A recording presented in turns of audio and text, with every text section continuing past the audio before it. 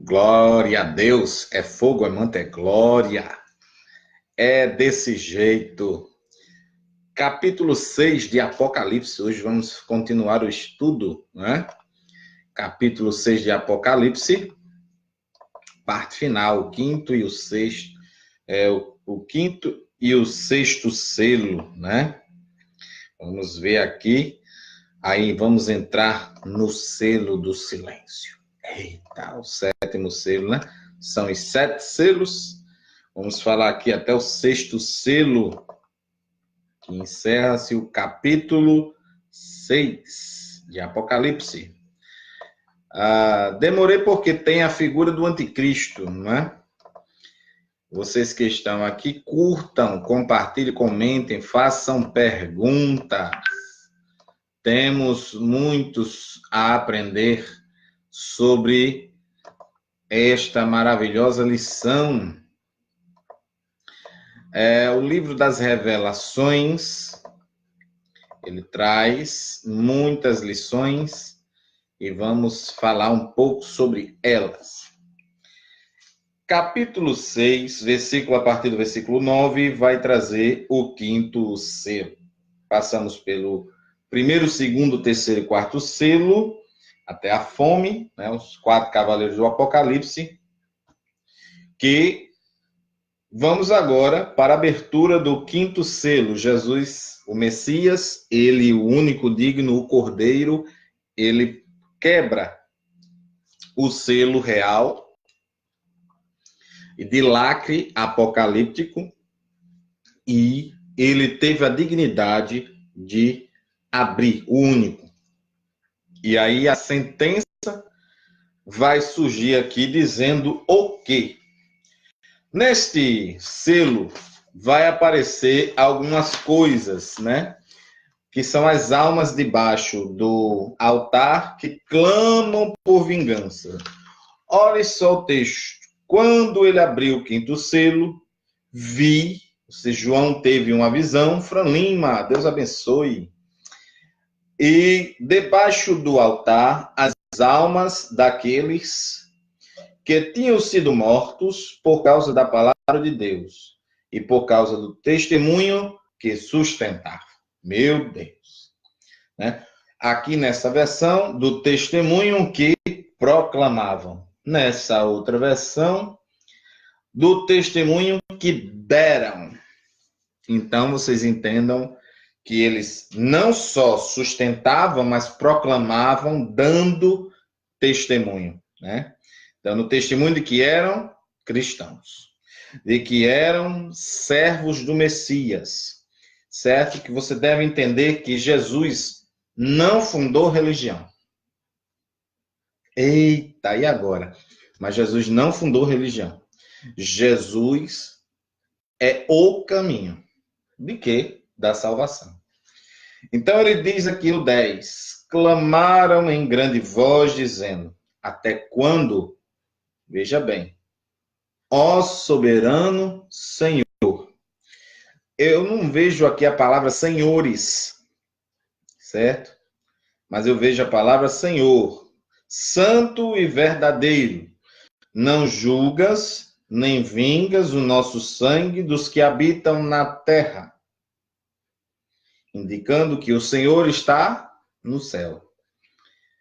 Então, como é que uma pessoa clama estando dormindo? Estando inconsciente? Num sono profundo. Então, essa teoria é furada, é herética, certo? Sono da alma, heresia. Tá aqui, ó, um dos versículos que eles usam é esse. E eles dizem que as almas intercediam para os que estavam na terra. Na verdade, essas almas estão clamando por vingança. Olhe bem o conteúdo. Em grande voz, então é um clamor. Até quando, ó soberano, santo, justo e verdadeiro? Inquietante, né? Não julgas. Julgamento é pedido de vingança. Certo? Corresponde à profecia de Mateus, capítulo 24, versículo 9, no princípio das dores. Certo? Então, a fazer justiça. Então sereis atribulados e vos matarão. São os que têm Jesus como Messias, que foram martirizados no decorrer da história. Então, seja cristão, sejam judeus que confessam Jesus como Messias, né? Se na época eles não deram ouvidos, não se consertaram, não vieram a se arrepender e permanecer fiéis, eles ficam. E esses que ficam, eles vão passar pela grande tribulação. Então vejam bem que esse Mateus 24:9 é o princípio das dores, é antes da grande tribulação. Então tem uma perseguição, né? Então vamos lá. Seu posicionamento espiritual. Eles serão martirizados até o fim dos tempos, incluindo nesse contexto a igreja dos últimos tempos, certo?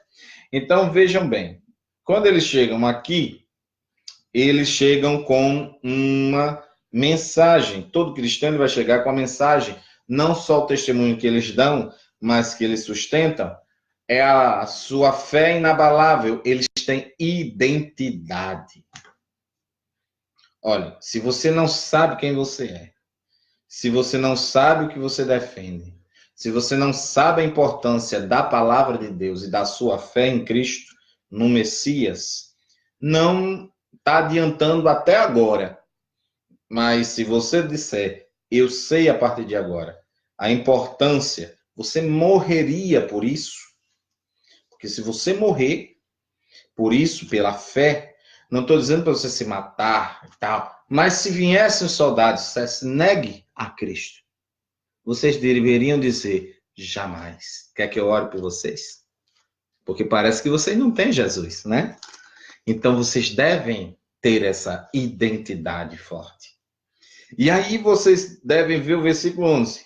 Então, aí ele está concluindo o discurso. Cada um deles foi dada uma vestidura branca, símbolo de santidade. Meu Deus. Vocês vejam que é um símbolo de não só o capítulo 6 do quinto selo, não está falando só disso como um ato simbólico, mas é um reconhecimento do Messias, de que eles se santificaram. Eita, é forte, né? Vamos dando joinhas aí que vai ficar mais bonita a live. Olha só. E lhes disseram que repousasse ainda por um pouco de tempo. Repousar. Descanse, porque ele viu que eles estavam inquietos. Você está inquieto com o quê? Você está no céu.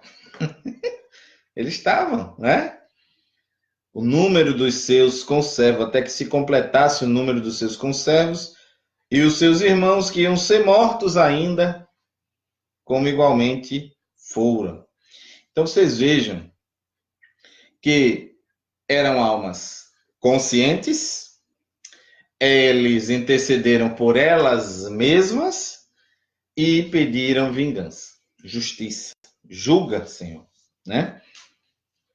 Então, no versículo, no comentário aqui, que a gente não dispensa certos comentários, mas alerta, tem comentário herético, viu? No ritual do sacrifício do Antigo Testamento, o sangue de animais oferecido pelo Senhor era derramado na base do altar, está lá em Êxodo, os Shemot, os nomes, 29:12, e Levíticos, o Vaikra, 4:7, certo? Então, esse sangue debaixo do altar, essas almas debaixo do altar, elas passaram por um sacrifício de derramamento de sangue. Então, é complicado. Você veja aqui que não tem para onde correr. Essas almas, elas morreram, ficaram sabendo que agora tinha que sustentar. Então, depois que a igreja for arrebatada, que é o que detém o poder do anticristo, essa igreja que fica, os deixados para trás, eles vão ser a luz do evangelho, num tempo de trevas, só que aonde o anticristo está reinando na terra. Hoje é o mundo jaz do maligno já, certo? Mas não como nessa época. Ele vai estar encarnado, influenciado pelo próprio diabo, né? E tem uma série aí que passa ele como um justiceiro, meu Deus, né? Lúcifer não é um justiceiro. Lúcifer, ele absorveu o que é de pior, de mal. Então, no sexto selo, ele diz assim: vi o cordeiro. Agora, João ou Yohanan, ele está dizendo: vi o cordeiro. Eita, ele teve uma visão. Ele continuava na visão. E ele está dizendo assim: o cordeiro abriu o sexto selo. O que aconteceu? Um grande, não pequeno, um grande terremoto. Cientificamente, se for para ser um grande terremoto, tem de ser na escala Richter, tem que ser 5 no mínimo. Um 5 seria, se eu não me engano, seria um 5 para cima. Seria de tremer e rachar tudo, né? Então, vejam bem, irmão. Ele fala que vai ter um sinal na terra. Tremor. Vai tremer tudo. Sabe o que é mais seguro na hora de um terremoto? É que se não der tempo sair da casa, é você ficar na viga, num lugar como esse aqui, ó. Então, na viga, debaixo de uma viga, normalmente essas portas de casa, elas são feitas com a viga em cima. Então, é muito difícil a viga cair. Mas se a casa desabar toda. Entendeu, irmão? Então, um terremoto, razoavelmente, a casa não desaba. Cai, racha, e você ficando se salva.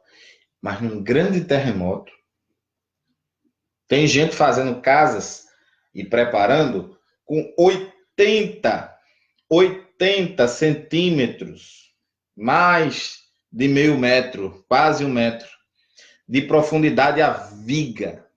Meu Deus, já prevendo, né? Então veja bem, o Sol se tornou negro, eclipse, como saco de crina. Meu Deus. Versículo 12, tá certo? Vamos ver nessa outra versão. Um enorme terremoto. O sol ficou escurecido, coberto com roupa de luto. Vendo aí? Crina, roupa de luto, preto. Ficou preto, tudo preto, né? O sol se tornou-se negro como saco de silício. Meu Deus, ficou tudo escuro. Aquele breu, um eclipse, então, né? A lua, como sangue, foi ferida. Aí vocês veem alguns irmãos dizendo: olha a lua do Apocalipse que estava se transformando em sangue. Um eclipse lunar, meu Deus. E aconteceu o quê? Começou, estamos na grande tribulação. Você já foi arrebatado? Não, né? Então pronto, meu irmão, não aconteceu. Veja aqui, o que acontece no eclipse acontece ferindo a lua com sangue. Ela vai ser um eclipse lunar, né? E ela vai, ao mesmo tempo que o sol vai ficar preto, a lua vai escurecer, vai ficar em cor de sangue, é ao mesmo tempo. Então o céu vai ficar em trevas. Aquelas pragas que Moisés falou, boa parte delas aparece aqui. Olha só. Mas isso fica para outro vídeo. Aqui eu só estou dando um estudo. As estrelas do céu caíram pela terra. Provavelmente uma chuva de meteoros. As estrelas caindo. Você vê riscando, quando risca, parece uma estrela caindo. Como a figueira, quando abalada por vento forte, deixa cair os seus figos verdes.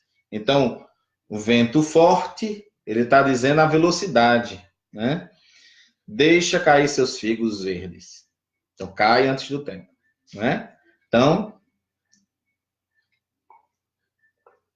Então ele diz, e o céu recolheu-se, come pergaminho, vai sumindo, a luz foi sumindo, assim. Vum. Vai ser terrível e espantoso.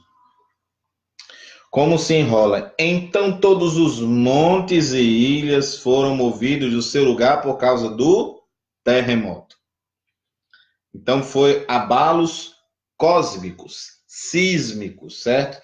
Tanto na terra como no céu. Abalou as potências, abalou o céu e a terra. Os reis da terra são os poderes políticos, certo? Os grandes, certo? Os comandantes, os ricos, política, certo? Dinheiro, homens de grandes condições financeiras, os poderosos e todo escravo, escravo pode ser interpretado como um empregado, todo livre, né, que tem um comércio próprio, se esconderam nas cavernas porque não quiseram se submeter ao Messias. Penhascos e montes, eles se esconderam. Por quê? A Bíblia declara no Salmo 139, para onde fugirei da tua face? Pararam para pensar que isso daqui é inútil? É inútil se esconder da face do Cordeiro. Eu tenho uma verdade para lhe dizer que Deus me revelou faz tempo. Para os orgulhosos, principalmente. Principalmente isso para os orgulhosos, que não gostam de pedir perdão. Trata como se tudo tivesse natural. E chegam com a cara mais lisa e dizendo, oi, tudo bom? E não mudou a situação. Ele não houve mudança, ele não se arrependeu. Eu vou dizer uma coisa que Deus disse para mim. Quando você contraria Deus, é com o pecado. Sempre. E eu disse, Senhor, homens, quando a gente contraria eles, a gente vai até foge da face deles, e eles ficam procurando um bandido, um malfeitor, e eles não acham às vezes. Mas no Salmo 139 diz que o Senhor, para onde vamos fugir da sua face? E para onde vamos nos esconder do teu espírito? Como é que alguém que contraria o Senhor, ele foge? Ele disse, não adianta. Fugir de mim não adianta, porque os meus olhos veem tudo, eu sei tudo que vai acontecer. É melhor parar, porque eu já sei que vão parar, e quando vão parar, e se vão parar. Se prostrar, se ajoelhar e dizer, me arrependo. Então, de certa forma, você vai para diante do eterno Deus. Você vai para diante do mediador entre Deus e os homens, que é o Mashiach, Messias e Cristo, Jesus. E você vai até ele. E ele está irado, mas sabendo que você vai pedir perdão. E aí é onde está a chave. Quando você declara verbalmente, não vou fazer de novo. Porque arrependimento não é só você dizer com palavras. É você estar convencido aqui. Fiz besteira. Não vou fazer mais. Pequei, errei, mas sou falho. E diante de Deus, você vai ter que ir até Deus, mesmo ele estando irado. Mas ele sabe que você vai se arrepender. Porque ele é onisciente. E aí é onde está a maravilha. Deus para. Presta atenção, porque sabe que você vai se arrepender. E quando você se arrepende, mostrou a identidade de um arrependido, faz como aquele, não como o fariseu, e sim como o publicano. Batia no peito e dizia, perdoa-me, porque sou pecador. Não sou digno nem de levantar os olhos para cima. E falava de cabeça baixa. Esse é você e eu. quando está arrependido diante do Deus eterno. Ele sabe que você vai falar. Ele sabe que você vai verbalizar, dizendo: não quero mais essa vida. Ele sabe. Ele não é um senhor feudal que vai castigar assim. Não, ele sabe quem é que vai se arrepender. E ele sabe quem é que vai fazer birra. Ele sabe. E é isso que eu estou dizendo. Não adianta se esconder aqui. Vocês vão ver pelo texto. Ó. No 16, 6, 16 e 17 diz: e disseram aos montes e aos rochedos. Eles verbalizaram os montes e rochedos que escondiam. Caia sobre nós. Mate a gente. Que eles não queriam se suicidar. Porque eles não queriam confessar, mas também não queriam se matar. Então eles pediram para os rochedos caírem. Olha, sobre nós, escondemos-nos da face daquele que se assenta no trono e da ira do cordeiro. O que eu estou dando aqui se chama interpretação simples, certo?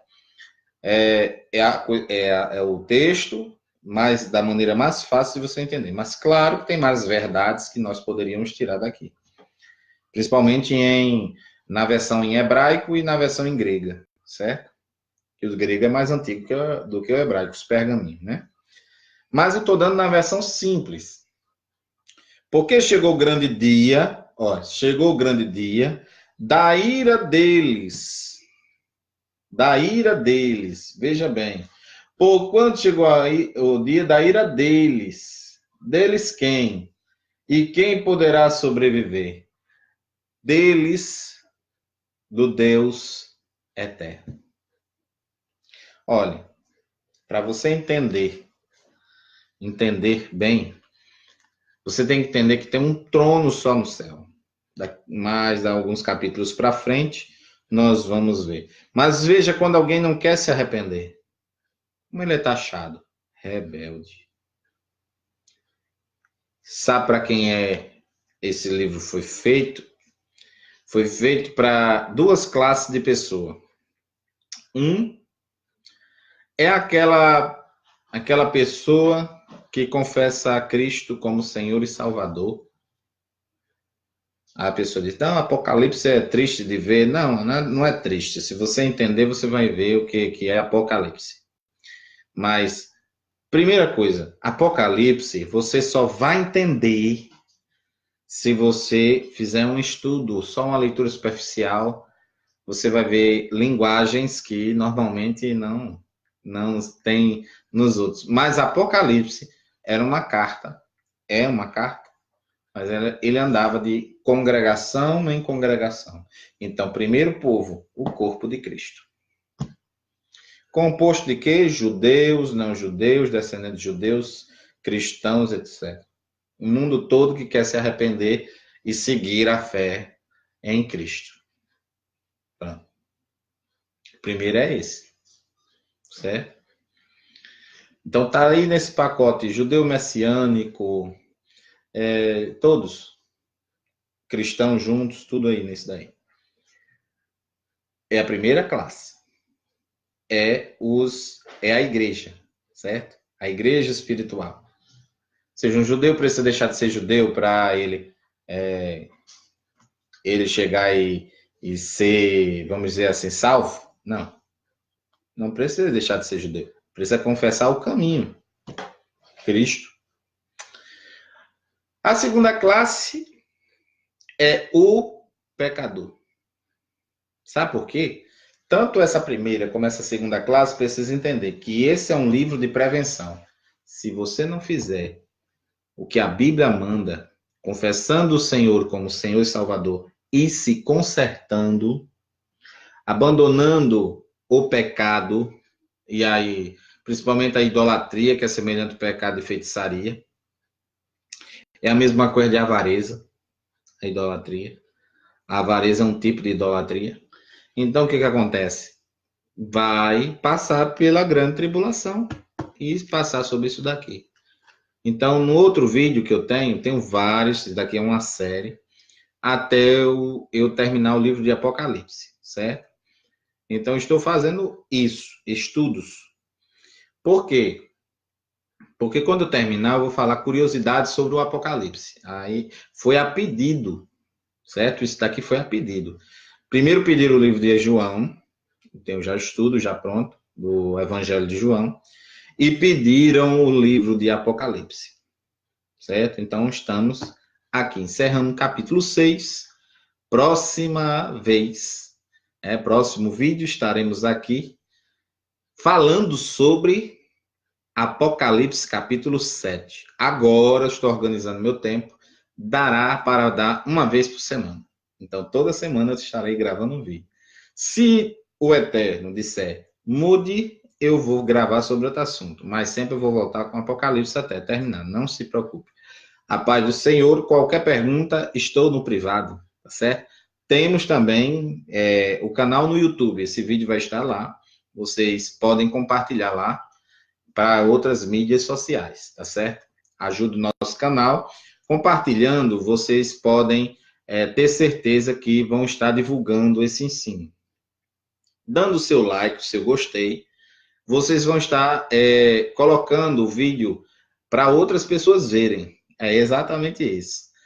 Não sei se vocês souberam, mas quando tem muito dislikes, há vídeos que são até retirados. Então, você dê o seu like que sobe, entendeu? É como se subisse a audiência. Então, vocês coloquem lá seu like, dê o seu comentário, é muito bom, muito importante. Diga o que nós precisamos melhorar, tá certo? E vamos fazer outros vídeos com outros temas. Estou para terminar também o da Lei de Moisés, certo? Eu estou fazendo personagens bíblicos, estou selecionando aqui, fazendo uma avaliação. E vamos fazer outros. Aqui é um canal teológico, certo? Aqui eu começo sempre pelo Face para não deixar faltar informação. Mas o Facebook é a mesma empresa do YouTube. Então vejam bem, quando vocês compartilharem, fizerem tudo isso lá, nós vamos estar divulgando a palavra de Deus. Então vocês podem passar para a gente vídeos sobre curiosidades que nós possamos falar sobre aquele assunto. Então, aqui em si o canal é teológico, certo? Então, a minha parte é os vídeos, vai ter pregações gravadas sobre a gente, pregações nossas, hinos e louvores, né, com a pastora Lília, hinos dela, principalmente, mas ela também vai dar meditações, né, reflexões, muito bom. Então, Deus os abençoe e graças a Deus. É fogo, oh glória.